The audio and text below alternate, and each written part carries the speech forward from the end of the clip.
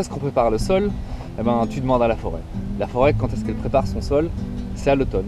À l'automne principalement que les arbres vont perdre leurs feuilles, qu'avec le vent, des branches vont tomber, se casser, d'autres troncs vont tomber. Toute cette matière organique qui va tomber au sol, ça va être de la nourriture pour toute la vie du sol. Donc lorsqu'elle tombe à l'automne, eh bien, tu laisses le temps à la vie du sol de venir s'installer dans toute cette matière organique, de commencer à la digérer, de se propager, de se développer. Et quand vient l'hiver, alors là, toute la vie du sol va se mettre en dormance, mais elle aura bien préparé sa litière, elle aura fait des bonnes réserves, elle va déjà être en place. C'est-à-dire que lorsque le printemps va revenir avec des températures plus clémentes, tout doucement, cette vie du sol va se réveiller. Elle ne devra pas aller chercher la nourriture très loin. Elle va être dedans, elle va être entourée de beaucoup de carbone, de matière organique. Il faut ramener de la diversité. Au plus tu ramènes différents types de matière organique, au plus tu vas pouvoir apporter de la nourriture à différents types de faune. La première chose que moi je mets sur mon sol, tu mets des feuilles. Alors les feuilles, si tu n'as pas d'arbre chez toi, ne va pas nécessairement chercher dans la forêt. Tu as peut-être des voisins qui considèrent que les feuilles ce sont des déchets. Tu peux peut-être récupérer des feuilles chez eux. Et tu mets une bonne grosse couche de feuilles. Voilà, le but de tes feuilles, c'est comme quand tu mets ton carton, ben, ça fait ça. Sauf que ça, ben, c'est 100% naturel. Une fois qu'on va mettre de l'eau et mettre un petit peu de poids, ça va se tasser et ça va étouffer les herbes en dessous. C'est vraiment ça le but, quoi.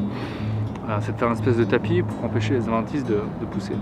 Ce qui est important de savoir avec des feuilles, c'est que les feuilles, c'est de la nourriture pour les vers de terre. Donc en mettant des feuilles, tu vas faire venir toutes sortes de vers de terre. Les vers de terre, on les kiffe, ils sont bons. Ensuite, sur tes feuilles, tu vas mettre ce qu'on appelle de la matière verte, donc c'est la matière un petit peu moins carbonée. C'est de la nourriture pour les bactéries. Et ce sont ces mêmes bactéries qui vont transformer toute la matière organique en sels minéraux assimilables par les plantes. Ça peut être de l'herbe, ça peut être du fumier, du compost. Mais le compost, c'est important qu'il soit frais, donc qu'il soit actif, qu'il y ait plein de bactéries dedans, plein de vers de terre, plein de champignons, ça c'est génial s'il y a tout ça. Et enfin, par-dessus, on va mettre une couche qui va venir protéger ta plate-bande. C'est une couche de paille ou bien de BRF. Du BRF, c'est du bois rémial fragmenté.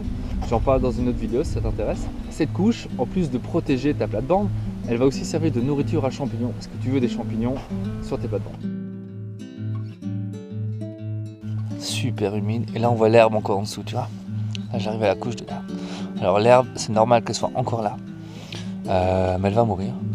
Elle va mourir. D'ici la fin de l'été, ben, il n'y en aura probablement presque plus. Parce que toute la vie du sol va venir ici, va remuer toute la terre, manger toutes les racines qui sont en décomposition et les feuilles, le BRF et le compost. Et au moment où je plante quelque chose, tu vois, je vais faire ça. Ça va être encore un petit peu dur au début, tu vois, d'aller casser ça. Mais bon, avec cet outil-là, c'est assez facile, hein, tu vois, la terre, elle est juste là. Je vais remettre un petit peu de compost aussi, pour éviter la fin d'azote. Voilà. Puis hop, t'arrives à la terre, voilà. Très meuble, hein. Je peux facilement enfoncer mon doigt, aucun problème. Voilà, ça c'est de la bonne terre, quoi. C'est parfait pour planter là-dedans.